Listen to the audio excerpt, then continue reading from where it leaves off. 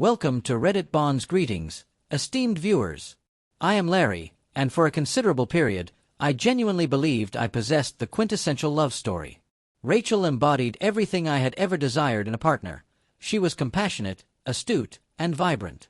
We eventually exchanged vows, and for the initial years, our marriage fulfilled every expectation. We journeyed, meticulously planned our future, and provided unwavering support to one another through life's inevitable challenges. However, a discernible shift began to manifest. Initially, these alterations in her conduct were imperceptible. Minor deviations I summarily dismissed. She grew increasingly aloof, seemingly immersed in her own thoughts, and the warmth that once permeated our dwelling began to diminish, much like a waning flame.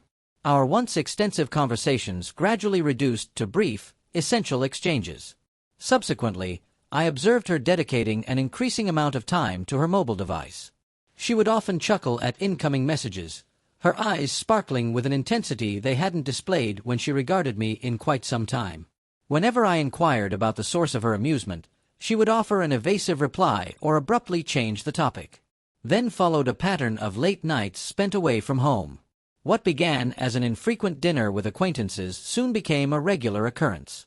She would meticulously prepare her appearance, looking more radiant than she ever did for our shared moments, and depart with nothing more than a casual, "I'll be home late." I consciously resisted the urge to be an overbearing spouse. I wished for her to experience autonomy and enjoy time with her companions. Yet, an unsettling feeling persisted. One particular evening, Rachel failed to return home. I attempted to reach her once, then twice, then 10 times, but received no answer. My thoughts spiraled. Was she in distress? Had she been involved in an unfortunate incident? Hours elapsed, and my stomach constricted with each unanswered call. The mounting panic became intolerable. Unable to remain idle, I seized my keys and drove to the local police precinct to initiate a missing persons report. That night felt interminable, every second an agonizing drag.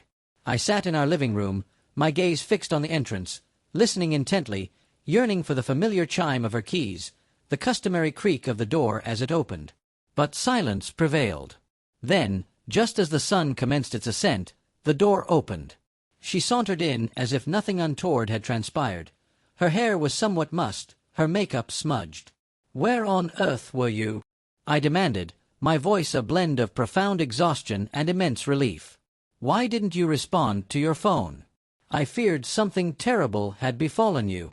She yawned, stretching languidly as if roused from a serene slumber. "Oh, my phone was silenced. I simply didn't notice your calls." Before I could articulate another word, her phone loudly vibrated. That was unequivocally a falsehood. I scrutinized her, awaiting an explanation. She merely sighed. "I spent the night at a friend's residence." "You're being excessively dramatic, Larry." "Which friend?" I pressed, my tone resolute. She refused to name anyone. I recognize I ought to have pressed harder, to have insisted upon the truth, but my overwhelming relief at her safety compelled me to let the matter rest. Not long thereafter, another instance of suspicion arose, one I found impossible to disregard. One evening, Rachel was seated on the couch, laughing at content on her phone, her fingers rapidly traversing the display. "Who are you messaging?" I inquired, feigning casualness. She stiffened. "Just a friend." Then, abruptly, her phone began to ring. Without uttering a single word, she rose and retreated to the bedroom to answer the incoming call. I remained seated, bewildered. Several minutes elapsed before she re-emerged. "Why did you need to go into the bedroom to answer the call?" I probed, observing her intently. She paused for a moment before sighing. "It was my friend Melissa. She's navigating a very difficult breakup and simply needed someone to confide in. I didn't wish to put her on speaker or have her feel uncomfortable in your presence." I exhaled, the constriction in my chest slightly easing. Any logical individual would have recognized these as overt warning signs, but my profound trust in Rachel was absolute. I possessed such unwavering faith in her that I deliberately overlooked the emerging truths, constructing justifications for her behavior. I steadfastly reassured myself that she would never betray me. The subsequent evening, as Rachel prepared to depart, I found I could no longer suppress my growing apprehension. "Rachel," I began, observing her apply lipstick in the mirror, "we scarcely spend any time together anymore. You're perpetually out in the evenings. I miss your presence." She sighed, her eyes rolling dismissively. "Larry, I am merely socializing with my friends. Am I no longer permitted to do even that? I perceive no issue here." "But there is an issue," I countered, striving to maintain a calm tone despite my escalating frustration. "I simply feel as though we're growing distant. You're constantly on your phone, always absent. It's as if you no longer wish to be here." Rachel forcefully placed the lipstick down on the dresser and pivoted to face me, her expression chillingly cold. "Larry, I am entitled to a life beyond the confines of this house. If I desire to go out with my friends, I will. I do not require your authorization." I clenched my jaw, suppressing the anger that welled within me. "I merely wish to understand what is occurring. You're aloof. I feel as though I don't even know you anymore." "Good heavens, you're so utterly draining," she retorted, snatching her purse. "I am not engaging in this discussion with you presently." And with that, she stormed out, slamming the door vehemently in her wake. For the next several days, the tension between us became insufferable. She persisted in her late-night excursions, returning home without any form of explanation. I ceased my inquiries, weary of the confrontations, exhausted by the sensation that I was the sole individual invested in our marriage. Then, a pivotal message arrived. It was approximately noon when my phone vibrated. The sender was Rebecca, a mutual acquaintance of Rachel and mine. "Hey Larry, we need to speak." "It's grave," she wrote. "What's occurring?" I replied. "Can we convene tomorrow morning?" "I need to tell you personally," she added, an ominous tone already apparent. "All right, where?" "At the new downtown cafe, 10 a.m., she responded. I agreed, then set my phone aside, my thoughts racing. The following morning, I arrived at the cafe early. I occupied a small table by the window, my fingers rhythmically tapping against the wooden surface. My coffee remained untouched. Rebecca then entered. She appeared hesitant as she approached, almost as if reluctant to deliver her message. "Hey," she offered, with a small, strained smile. "Hey," I reciprocated, gesturing to the seat opposite. "What's happening?" Rebecca sighed as she settled, clasping her hands on the table. "Larry, I'm unsure how to convey this, but you are entitled to know." I exhaled sharply. "Just say it." She hesitated again, then met my gaze. "I observed Rachel last night at a bar. She wasn't by herself." My stomach lurched. "Who was she with?" My voice remained level, but my hands clenched beneath the table. Rebecca bit her lip. "A man. I don't know who he was, but they were intimate, hugging, laughing, and then they kissed." Those words shattered me. "Are you absolutely certain?" I queried, my voice barely audible. Rebecca nodded. "I wouldn't have approached you if I wasn't. I witnessed it with my own eyes, Larry. I am truly sorry." I ran a hand down my face, attempting to process the information. "Did she see you?" "No," Rebecca replied. "I departed before she could." I stared at her, my mind in turmoil. I struggled to believe her revelation. Rachel, my wife, openly kissing another man? It defied logic, it felt unreal. Yet, deep within, I knew Rebecca had no motive to fabricate this. I swallowed hard, nodding. "Thank you for informing me." Then I rose and left. My decision had been irrevocably made. Rachel intended to go out again that night, and I would follow her. That evening, I returned home and waited. When Rachel prepared herself, I feigned indifference, as was my usual custom. She no longer even bothered to contrive an excuse. She simply took her purse, offered a casual, "Don't wait up," and exited the door.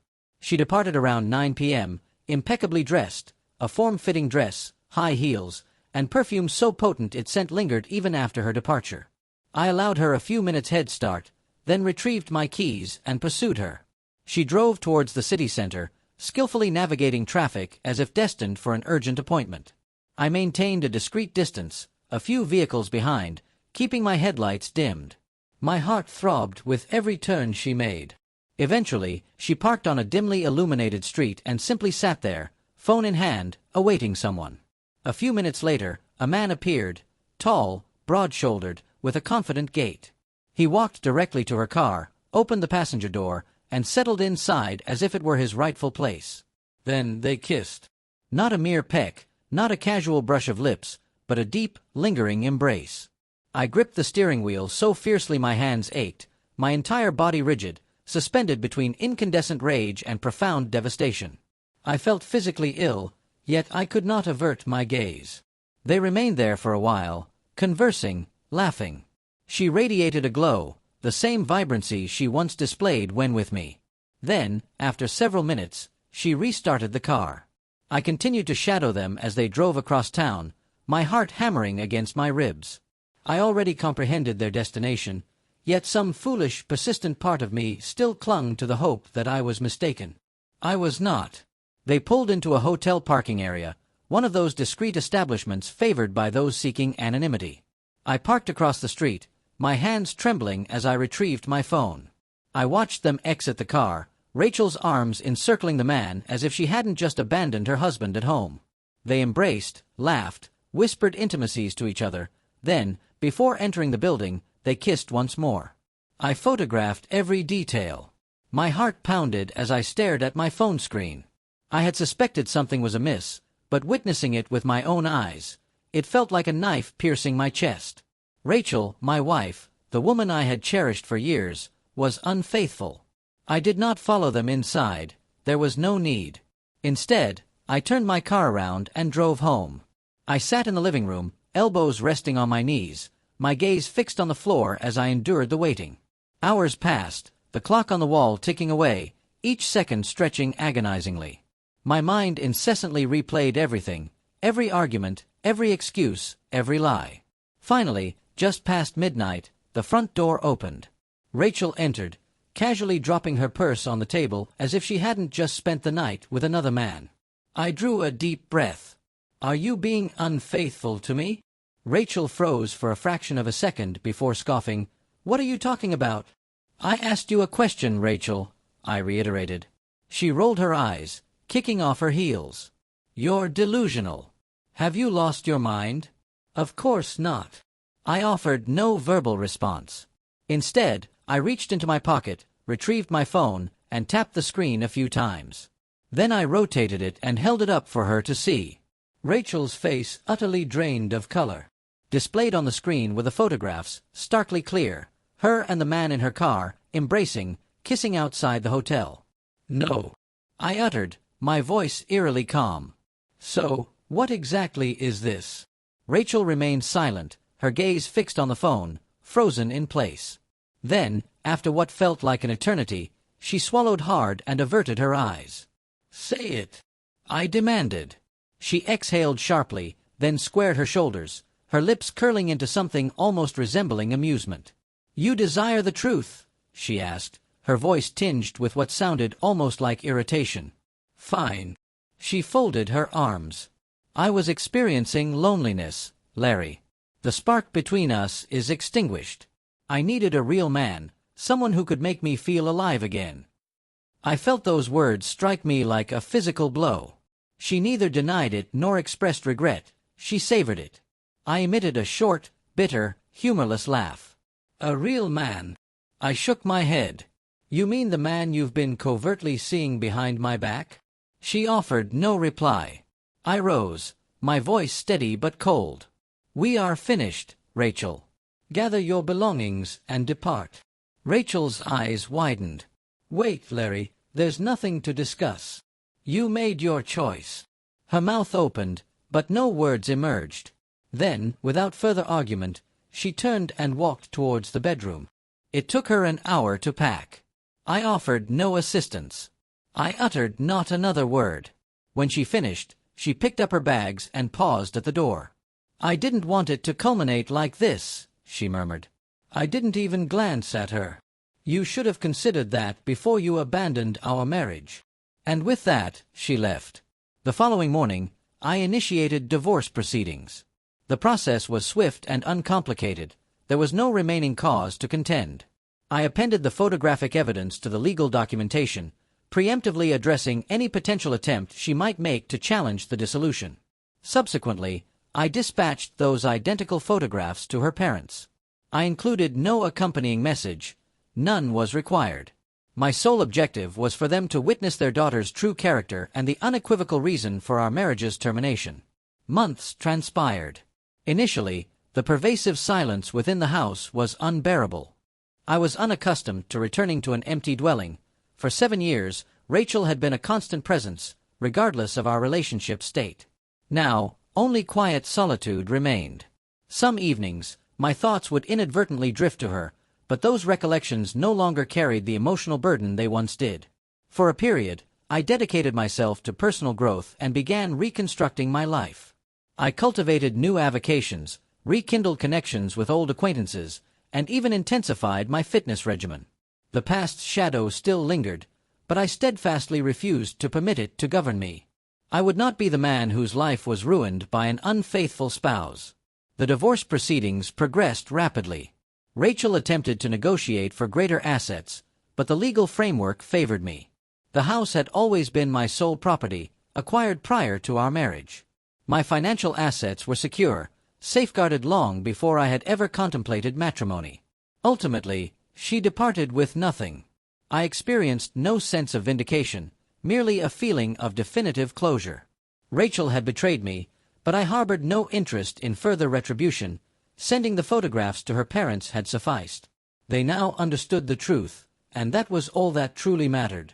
Then, one day, I overheard a rumor. Rachel had embarked on a new relationship with the very man she had been unfaithful to me with. I felt nothing, neither anger nor sorrow, just a profound emptiness.